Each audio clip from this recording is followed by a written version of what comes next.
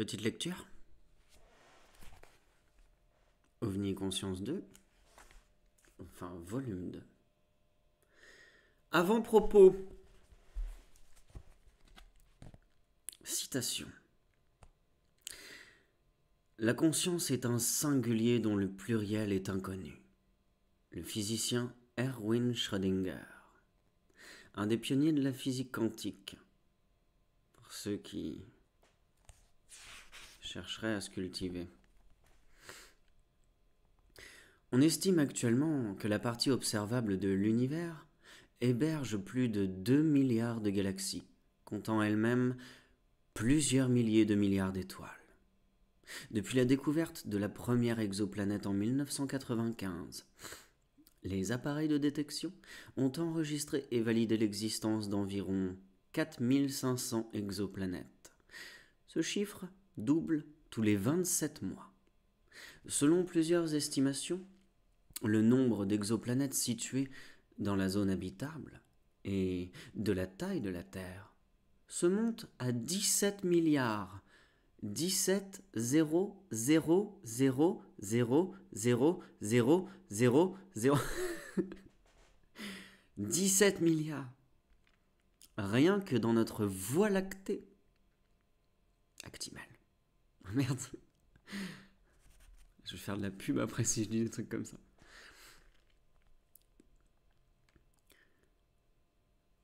Dans notre galaxie, des dizaines de civilisations extraterrestres auraient atteint ou dépassé notre niveau de développement, selon une étude récente de l'université de Nottingham, publiée dans l'Astrophysical Journal. Cela dit, tout porte à croire que ce chiffre se situe bien en deçà de la réalité. Bon, il y a des petites annotations, mais ça sert pas à grand chose pour l'instant. Je les citerai que quand elles seront vraiment utiles. Considérant ces chiffres astronomiques, il ne fait aucun doute que des centaines, voire des milliers de civilisations ont atteint un niveau de développement technologique suffisamment avancé pour rendre possible l'exploration de l'univers et de notre planète. Ces civilisations extraterrestres nous observent et sont à l'origine de comptes rendus d'OVNI. La physique moderne a développé différents modèles théoriques supposant l'existence de dimensions cachées.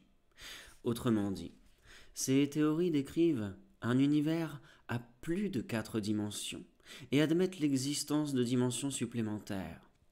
D'autres théories, issues d'interprétations des équations de la mécanique quantique, postulent l'existence de mondes parallèles ou de multivers. Développées par des physiciens réputés, ces théories ambitionnent de marier la relativité générale d'Einstein, utilisée pour décrire la gravitation des astres à très grande échelle, avec la mécanique quantique, qui explique le monde de l'infiniment petit. Pour permettre une théorie du tout, ces modèles théoriques sont habituellement testés et mis à l'épreuve au sein de centres de recherche d'envergure internationale, par exemple au LHC du CERN, CERN. L'existence d'univers parallèles ou de dimensions cachées, abritant des formes de vie ou de conscience, est une éventualité qui mérite d'être prise au sérieux. L'idée que des intelligences extradimensionnelles se manifestent dans notre environnement ne peut être exclue et pourrait bien, elles aussi, rendre compte d'observations liées au phénomène OVNI. Notre planète, la Terre, est un organisme vivant. En 1972, le cybernéticien et biologiste britannique James Lovelock formule pour la première fois l'hypothèse Gaïa. Petite annotation, James Lovelock, Gaia as seen through the atmospheric environment. 1972, 6, page 579-580. Il défend l'idée que l'ensemble des êtres vivants sur Terre peut être considéré comme une seule entité, capable de maintenir ses propres conditions favorables à la vie. Cette entité, Gaïa, manipulerait les éléments de l'atmosphère, sol et océan, par d'astucieux mécanismes homéostasiques, afin d'assurer le maintien de la vie. Concrètement, la Terre a réussi 4 milliards d'années durant à se maintenir dans un état relativement stable et favorable à la vie, qu'il s'agisse de sa température globale ou de la composition chimique de son atmosphère et de ses océans. Et ce, en dépit de toutes sortes de perturbations. Volcanisme, augmentation du rayonnement solaire, bombardement d'astéroïdes, etc. Autrement dit, la Terre peut être considérée comme un super-organisme, une entité ou un système vivant, capable d'autorégulation, tendant vers un équilibre propice au vivant. Ainsi, à chaque changement dans l'environnement, Gaïa réorganiserait ses mécanismes internes afin de maintenir les conditions optimales à la vie. James Lovelock lui-même assimile l'humanité à une sorte de système nerveux apparu tardivement, permettant à Gaïa de se penser et même de se voir. La conscience étant une propriété moléculaire universelle, il n'est pas déraisonnable de penser que la planète posséderait une forme de superconscience nourrie par la somme des consciences qui l'habitent. Dans mon premier ouvrage, OVNI, les agents du changement, je développe l'hypothèse que certaines manifestations d'OVNI sont produites par une forme de superconscience alimentée par notre planète.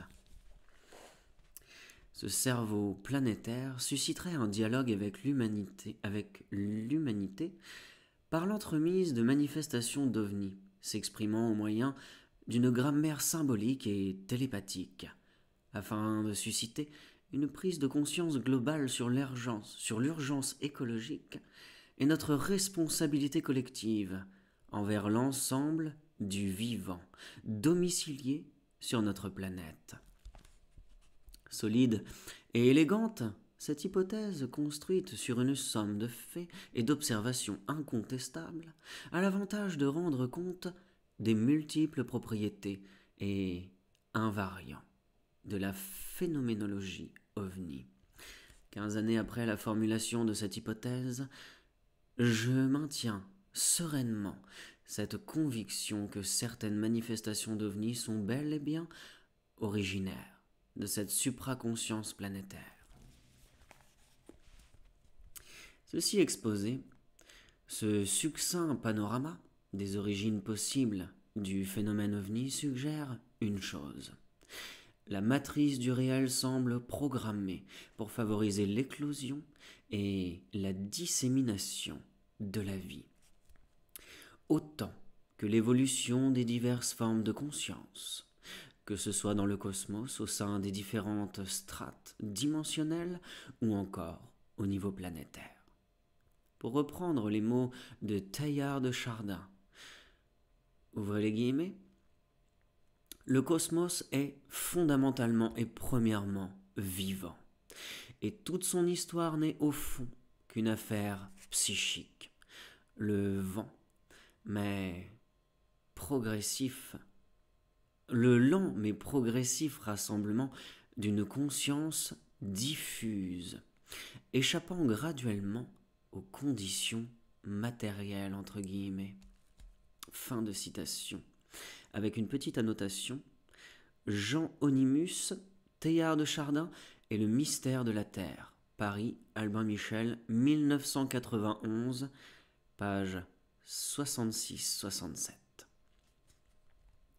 Le tissu de l'expérience fonctionnerait à l'image d'un énorme réseau de conscience, faisant éclore et jaillir des formes d'intelligence dites évoluées, ici et là. Certaines de ces intelligences nous rendent visite, nous observent ou interagissent avec notre espèce. Il fait peu de doute que l'origine du phénomène ovni est plurielle. Cette pluralité d'origine nous invite Cette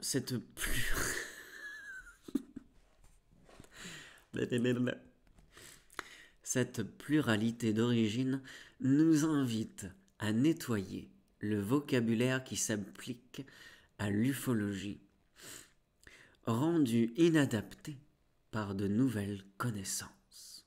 Peut-on encore parler d'objets volants non identifiés quand les comptes rendus d'observation font état de phénomènes tout aussi physiques que psychiques, matériels qu'immatériels? Car nous sommes en présence d'un phénomène capable de se matérialiser, de se dématérialiser, de se diviser, de fusionner, de se rendre visible et invisible à volonté. Il a manifestement développé une maîtrise de la matière qui dépasse les rêves les plus fous de nos ingénieurs en aéronautique. De plus, le phénomène possède la faculté de se déplacer et de transiter d'un environnement à l'autre. Entre parenthèses, le vide sidéral, l'atmosphère, le milieu aquatique. Sans subir une quelconque perturbation sur ses performances. Signalons également que nombre de témoins rapportent la nature organique ou biomécanique du phénomène, comme si la composante artificielle du phénomène faisait parfaitement corps avec sa division biologique. Dit autrement, ces manifestations semblent avant tout être l'expression d'une conscience apte à se matérialiser à sa guise. À sa guise et adaptée au niveau de conscience du réceptacle, on va dire. Pour ces raisons, nous ne pouvons plus parler d'objet stricto sensus. Beaucoup préfèrent le terme de phénomène. Ainsi, le GEPAN, Bureau d'études officielles sur les ovnis en France, rattaché au CNES, utilise l'acronyme PAN, phénomène aérien non identifié, à l'exclusion de celui d'OVNI. Même constat aux États-Unis. Les milieux les plus avertis n'évoquent plus les UFO, mais les UAP. Unidentified Aerial Phenomenon. Merci pour l'accent. Même le terme volant, entre guillemets, contenu dans l'acronyme OVNI, prête à sourire.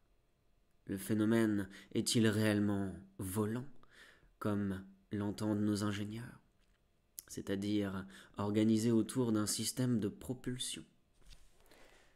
Les enquêtes les plus récentes, menées auprès de témoins, indiquent que les interactions avec ces intelligences peuvent très bien se dispenser d'un véhicule, les modalités de contact étant multiples et variées. Le scénario d'une soucoupe volante en tôle et boulon version la soupe aux choux, qui débarque son humanoïde dans l'arrière-cour d'une maison reculée, relève du cliché éculé. Ces intelligences n'ont pas besoin d'une soucoupe entre guillemets pour dialoguer avec notre espèce, puisque c'est la conscience qui est vectrice du contact. Nous sommes plutôt en présence d'intelligences capables d'intrusion temporaire dans notre environnement, affectant ces multiples paramètres psychiques et matériels par des procédés de matérialisation.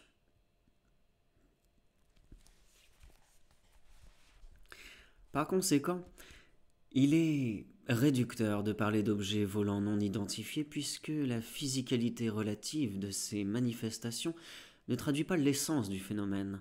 Ces phénomènes ne sont pas exclusivement physiques. Ils sont physiques, psychiques et même dans les deux états de manière simultanée. Nous préférerons dans cet ouvrage l'acronyme PAN, P-A-N,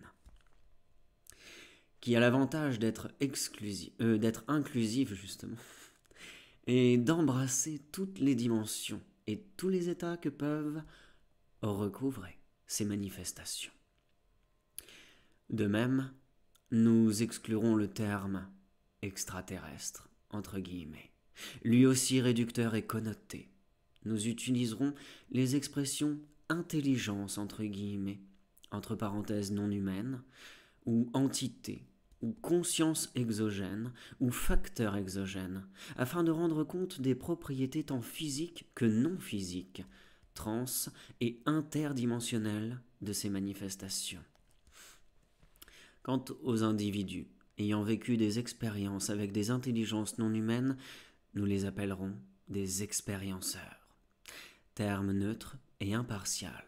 A contrario, les termes contacté, enlevé ou channeleur, par rapport au channeling, porteurs de jugement sur la qualité positive ou négative de l'expérience et chargés historiquement sont proscrits.